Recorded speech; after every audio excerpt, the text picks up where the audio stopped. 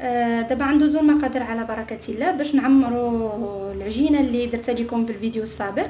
انا عندي هنا بصله كبيره مقطعه، عندي هنايا شعريه فيرميسيل او شعريه شينوا، درت ليها المطايب ومن بعد صفيتها. هنا عندي صوصيط، نتوما تقدروا ديروا كفته او اللي بغيتو.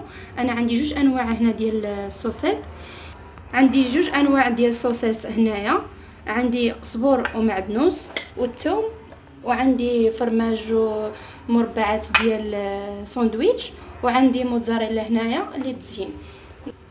ندوزو على بركه الله نحضروا الحشوه. هنا بسم الله غنديروا شويه ديال زيت الزيتون، وحتى هنا المقله اللي غنديروا فيها الصوصيط غنديروا فيها غير شويه ديال الزيت، حيت ديجا كيكون فيه الصوصيط فيه الزيت. هنا غنديروا بصله بسم الله،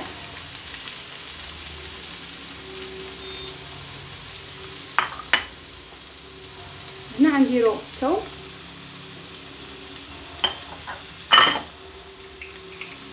انا درت جوج حتى 3 الفصوص ديال الثوم.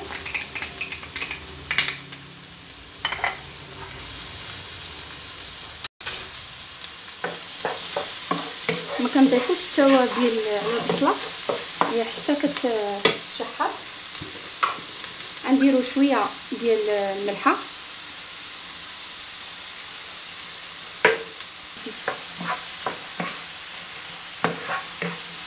هنا غنقطعوا السوسيط وغنديروه في المقله يتقلى.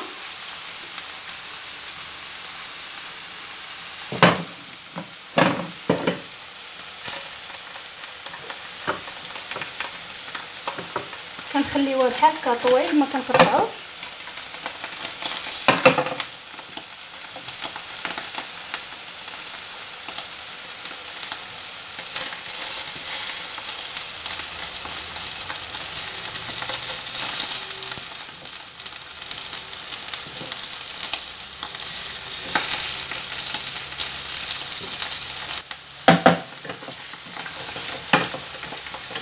غنحركوا السوسيط وغنغطيوه باش ميبقاش يطير. هنا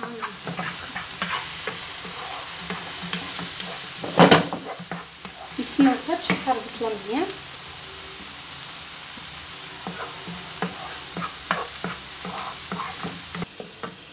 بعد ما تشحرات البصله مزيان دابا غنضيف قزبور ومعدنوس، غنضيف شعريه شينوا من بعد ما قطعتها. دابا غنضيف التوابل، عندي معلقه ديال الخرقوم وعندي معلقه صغيره ديال الابزار، عندي نص معلقه ديال الهريسه كتبقى اختياريه. دابا غنحركوها مزيان.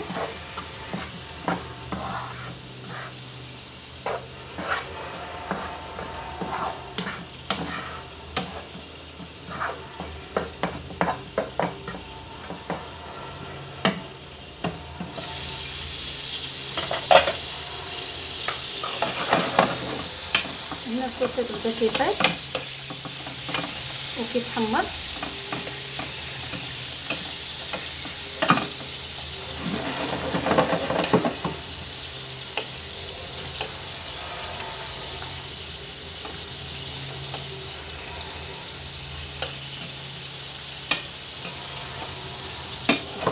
نخليوه يكمل الطياب.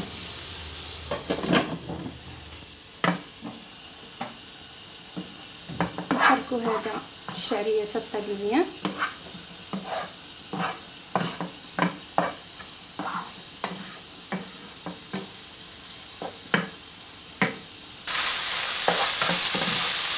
لما بدات الشعريه كتشحر وكتدخل العطريه. هنا الصوصيطات غنطفي عليه ومن بعد هاد شويه ديال الزيت غنضيفو عليها باش يطلق فيه المذاق ديال الصوصيط. دابا غنحركوه ونطفيو عليه البوطه حيت مازال غيتخشى هادشي في الفران. هي العجين اللي درنا في الفيديو السابق. نحيدها دابا. غندير الدقيق باش نسرحها.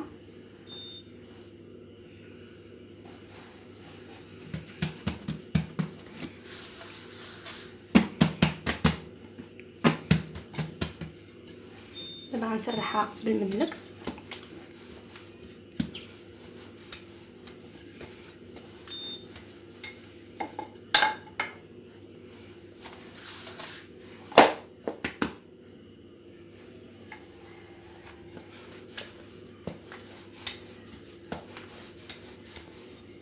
نسرحها مزيان.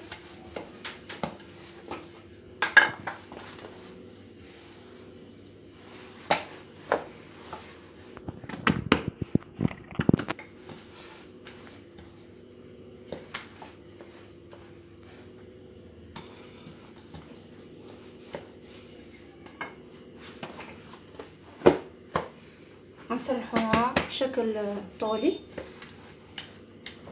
باش نعمروها كتجي دايره.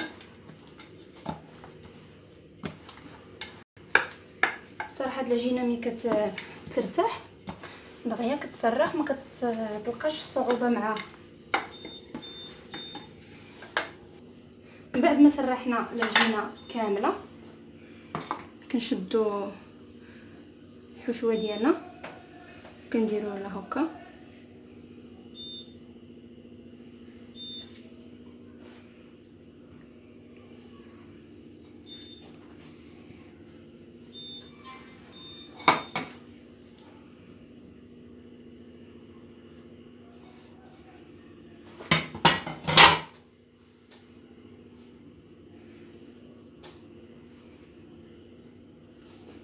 ها كنديرو الصوصات.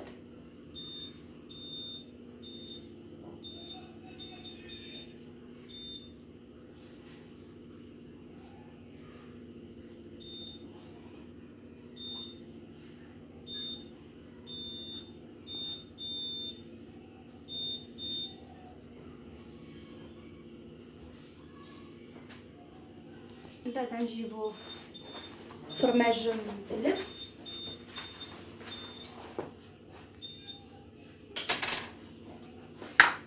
نقسمو.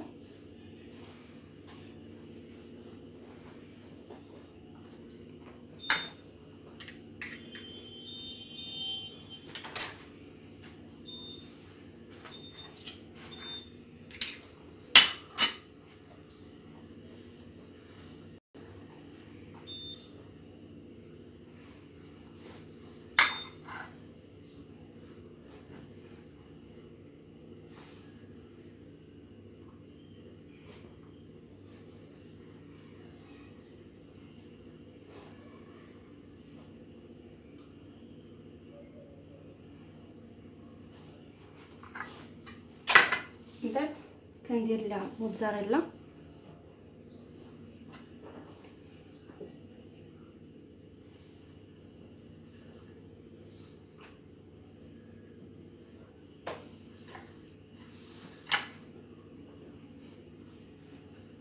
دابا من بعد ما كملنا الحشوه كامله كنشدو العجين كنبقاو ندير هكا هكا ونقلبو.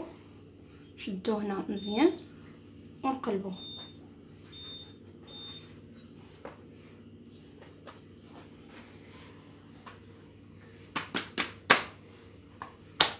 من بعد هنا كتقدروا تقطعوه بالقطعه او بالموس اللي بغيتو. كنديروا هكا قطع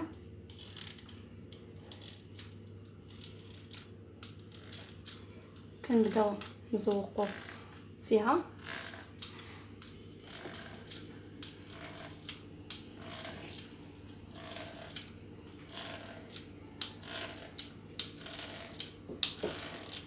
تقدروا ديريهم صغار ولا كبار.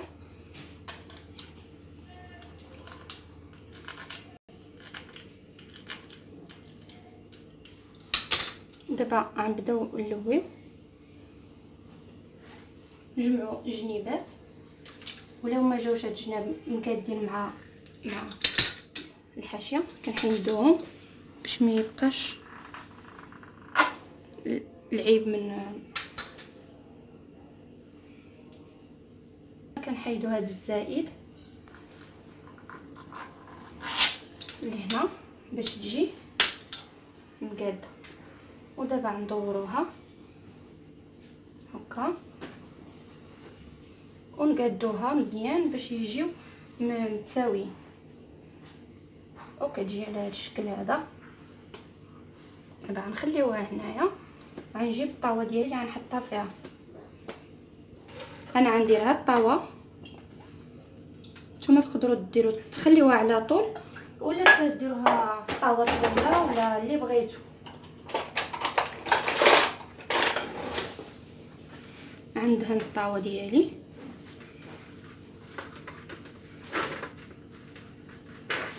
ندهنوها مزيان مع الجناب باش ما تلصقش. صافي دابا غنهزوها ونحطوها. دابا غنهز العجين ديالي غير شويه،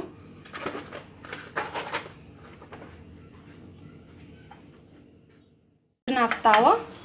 انا شديت هنا صفار ديال البيض مع شويه ديال الملحه، خلطو مزيان. ودابا عندنا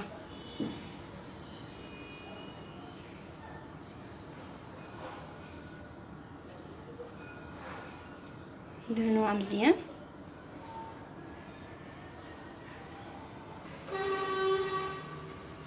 ندهنوها كامله هنا من الجناب.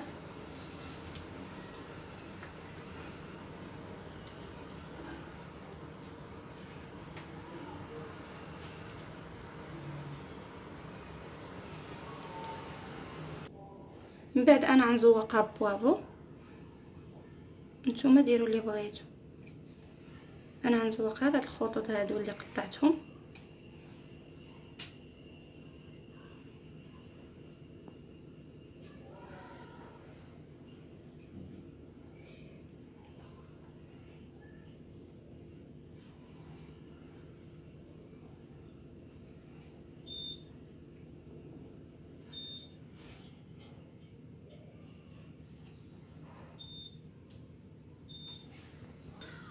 دابا غندخلوها الفران على 200 درجه باش طيب وتحمر ونطلقوا.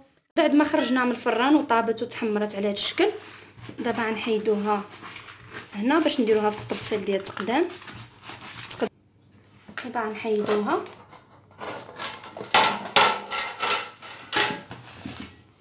ونحطوها في الطبسيل غير بشويه، حيت العجينه كتجي تبارك الله هشيشه، يعني حطوها غير بشويه.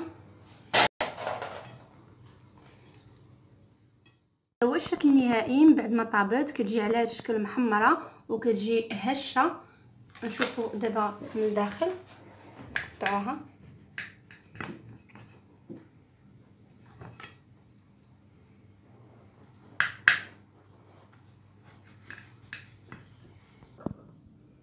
دابا نهزوها. كتجي على هذا الشكل البنات، كتجي رائعه، كتجي هشيشه. دابا نحلها لكم من هنا، شوفوا كي جات من الداخل.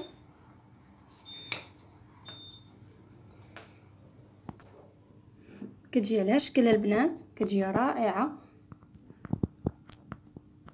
نتمنى انها تعجبكم، وما تنساوش تضغطوا على الجرس وتابوناو معايا وتخليوا لي تعليق. وإلا عجبكم هذا الفيديو ما تنساوش تبارطاجيوه مع الحباب والاصدقاء.